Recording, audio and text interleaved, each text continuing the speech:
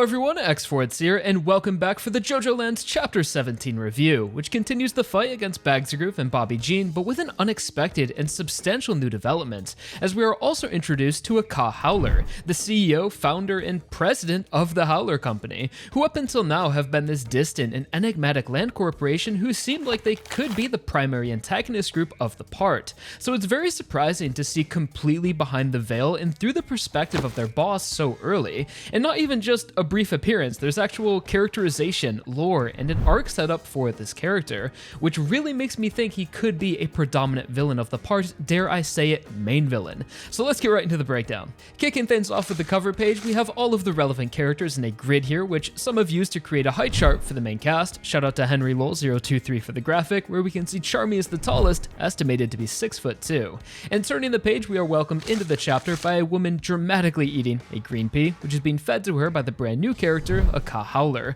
who is surrounded by women in his private jet, all tasting the finest kombu dashi from Hokkaido, Japan. And while they're eating, Howler explains where exactly the food came from. So right off the bat, we can see that Howler is a very land-orientated person, as he describes the dashi, which is just like a broth, not by the ingredients, but rather the land where it came from, saying this one is Rishiri and the one before that was Rasu. So we get the impression that Howler has a respect for land to some degree, or another way to put it would be that he understands the value the right lands can provide. And during this interaction, we also see that Howler is very boastful and arrogant, as he says he's going to buy Hokkaido the next chance he gets just for these girls, and that if you pay enough money and bend the land regulations, you can develop as many resorts as you want, and that the environment is in much better hands under his thumb. So as the public suspected, Howler isn't operating with the purest intentions, and a little bit later on in this scene, we see why there is so much negative press towards Howler, and apparently they're known for misappropriating taxpayer dollars and just aren't truthful with what they spend their money on. We then see the private jet land in Honolulu, so I assume he was coming back from Japan, where he got all of this expensive dashi, although unexpectedly, Howler is welcomed back to America with some unfortunate news from his financial institution, Dolphin Bank, who for the most part treat him with respect, referring to him as Howler-sama, although the reason they met him at the airport was because of an emergency they couldn't risk discussing over the phone, leaking anything to the media, which is that the government has approved a seizure of Howler's land on Hualalai, land with a current market value of $10.6 billion, which was of course the work of the gang at the end of the last chapter, using Mr. White's fingerprint to approve that seizure. So now the bank sees Howler as a financial risk and thinks that the government is catching on to his villainy, as they call it, and could go after more of his land, so they demand Howler repays an outstanding loan of $38 billion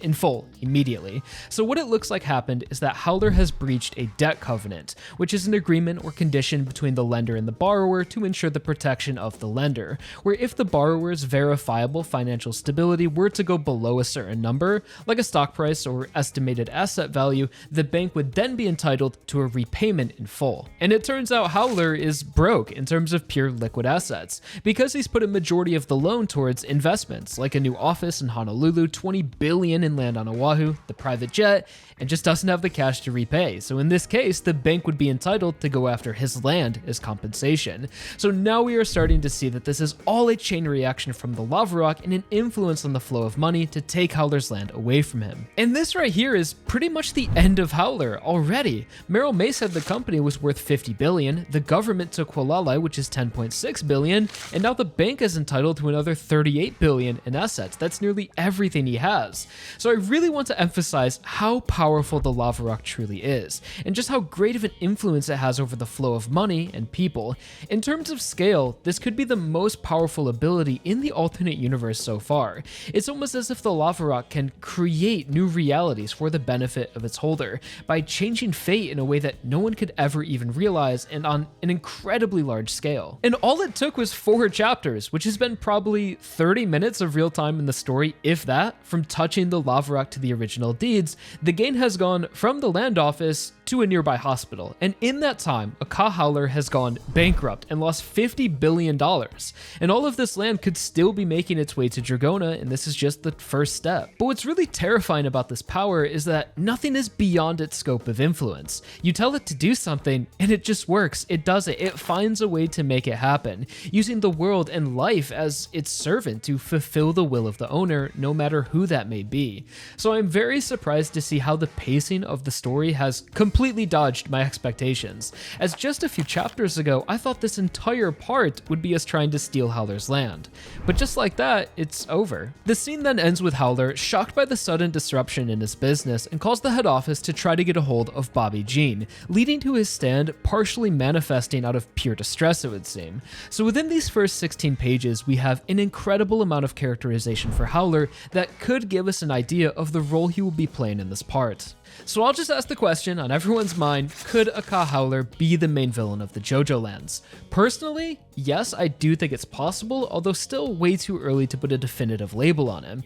But what I can tell from just this introduction is that he's not going to be a minor villain, and is heavily connected to the overall themes of the part presented so far and Jodio Joestar. So first off, there are multiple lines of dialogue that suggest Howler did not come from money or was born into this billionaire lifestyle. Rather, he had his own journey of becoming filthy rich and started from zero, as when the bankers are leaving, they refer to Howler as a damn country bumpkin, which just means someone who's like from the sticks and unsophisticated, pretty much calling him a hillbilly, and are like, thank God we don't have to deal with this guy anymore. And shortly after this, in a rage, Howler says that these movements are similar to what happened once when he was a child. That was the sudden change in the system of money flow. So from this scene, we can tell that Howler in his childhood was the owner of the lava rock, potentially the first owner, as it's later confirmed that he knows what it is and stored it at Hualalai. Also, his stand has a strong resemblance to Hualalai and the lava rock, looking like it's made of stone or rock, with protrusions on its back covered in holes reminiscent of the walleyes from Part 8 and the lava tubes, connecting him to this idea of blessings from the earth and the importance of lands, which is more prevalent than ever here in Part 9. So the fact that we are getting all of this information this early tells me that Howler will be built up over time, working from the background, commanding his agents like we see in this chapter, and trying to take back what's his from Jodio, the lava rock, and his land. Also, since we are getting these mentions of his past, like his poor upbringing and his early experience with the mechanism, but just little hints of it, I would also expect to see a full backstory at some point, which could make Howler a much more empathetic character. I imagine him being someone like Dio maybe, who was born into unfortunate circumstances, maybe off in the country of Hawaii and without any money, but with large ambitions, and eventually stumbled upon the lava rock, which made him filthy rich and allowed him to break free from his past life, and now carries this sense of villainous superiority and arrogance, which could also be a parallel or retelling of Diavolo in a way, who by chance had found the stand arrows in Egypt and felt like he was chosen by fate and led him into this role of a powerful boss. But by far, the biggest indicator that Howler could be a main villain are his similarities to Jodio, as Araki always writes his villains in a way that contrasts the main JoJo, and so far we see that Howler has already gone through the journey of becoming filthy rich, but is using that power for evil. So now it's Jodio's turn to take the money away from Howler and go through that same journey, but use the power for justice like all Joestars do. So I know it might seem impossible that Araki would reveal the main villain so early, although this isn't that much earlier than Pucci showed up in Part 6, and so far Part 9 has had breakneck pacing that feels much more similar to the older parts, in my opinion. And coming off of Part 8 with a very late game villain, Araki may be wanting to mix things up here with someone more personable and involved throughout the story. So I think there's obviously potential for Howler to be main villain, although depending on how long this part turns out to be, things could completely change with a whole other villain group waiting in the future, even more powerful than Howler, people with a much closer connection to the lava rock, the history of Hawaii,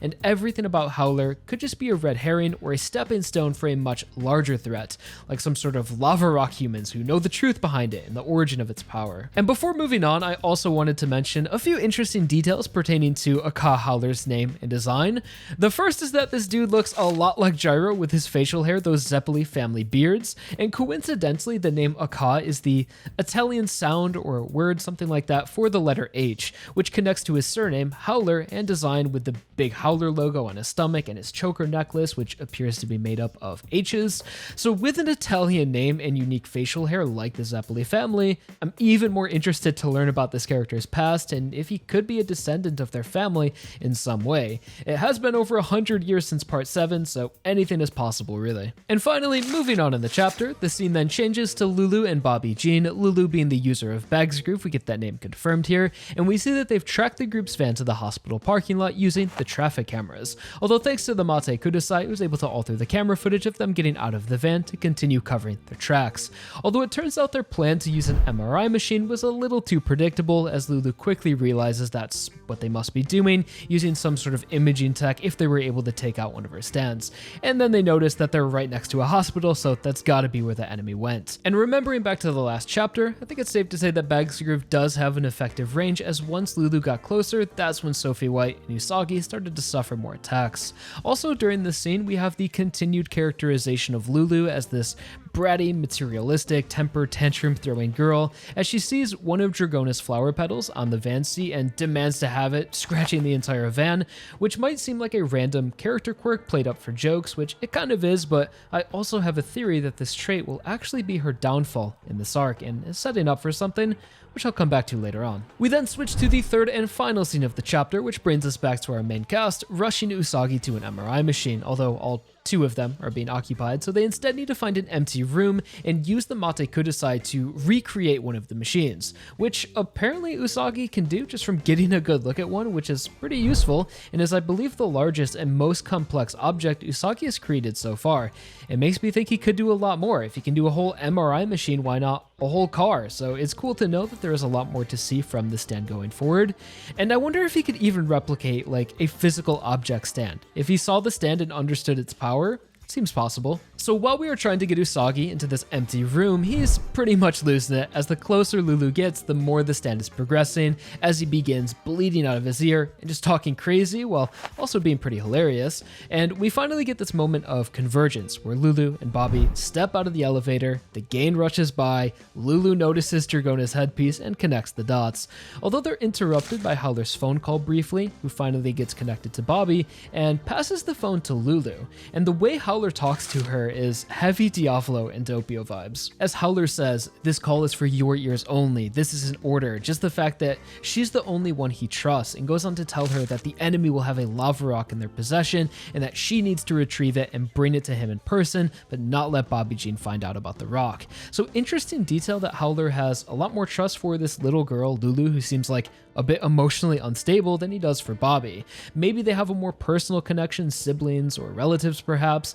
but the way their conversation came off is that Lulu has some sort of history with the Howler Corporation. She then hands Bobby the phone and says they got permission to eliminate the group, and we see Bobby pull out a pistol and attach a silencer, although he then calls out a stand name Glory Days in reference to the Bruce Springsteen song of the same name and fires away. The gang hears the shots from the silenced gun, although in an instant Bobby and Lulu vanish and the gang slowly notices a barrage of bullets coming towards them, slow enough to look at them and take a second to notice their bullets, but before they can move out of the way, the group are hit by gently shots, as the narration refers to them on the last page, and that's where the chapter leaves off. So as expected, Bobby Jean is also a stand user, and we're in for a tag team fight, which should be pretty hectic considering the entire cast is all together here, a lot of stands going on. Although from this attack, I can't really tell what his stand ability is supposed to be. My first impression was that Glory Days would be a new gun-based stand, like the Emperor, and I thought the gun, or maybe just the silencer, would be the actual stand. That'd be something new, and that would make sense considering Bobby's hat has the crosshair design on it,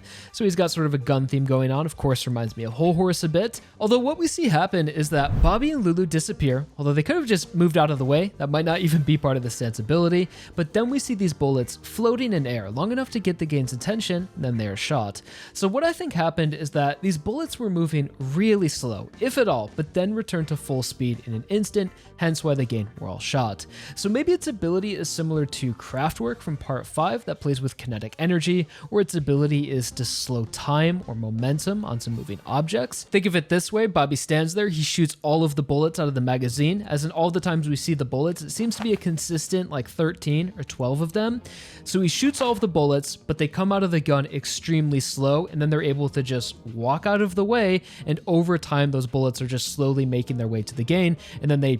maybe he even slows the sound on him, so as they get closer, you see Paco being like, wait, I hear a gun going off, and then they look and they're like, what are these things floating in air? Oh, it's bullets, and then boom, in an instant they all hit them.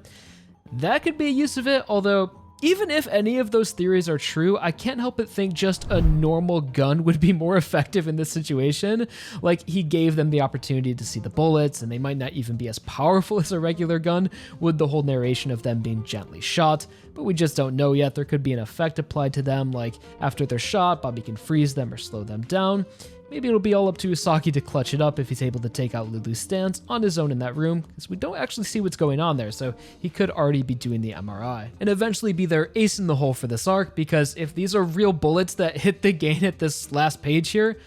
most of these characters are going to be out of commission. So earlier I mentioned that Lulu has this materialistic personality that could eventually lead to her downfall, and what I meant by that is that now that she knows about the lava rock and has made it her mission to take it away from the gain, although I don't think her personality and the mechanism of the lava rock would be a good fit, because as we've seen, the rock responds to the desires of its owner and it brings you the things that you want. And it's being set up that Lulu kinda wants everything that she sees, so I could see it playing out that Lulu does eventually get a hold of the lava rock and take it away from Dragona, but it ends up working against her and lets the gain win in the end, as she's just overwhelmed by stuff coming at her or even crushed by possessions, as she can't like suppress her desires for stuff, and it ends up killing her in the end. I think the way that she's being written and that Howler only told her about the lava rock, just something's being set up there. And the last thing I have to discuss for this chapter is gonna come back to Howler again and looking at what he says in the second half here,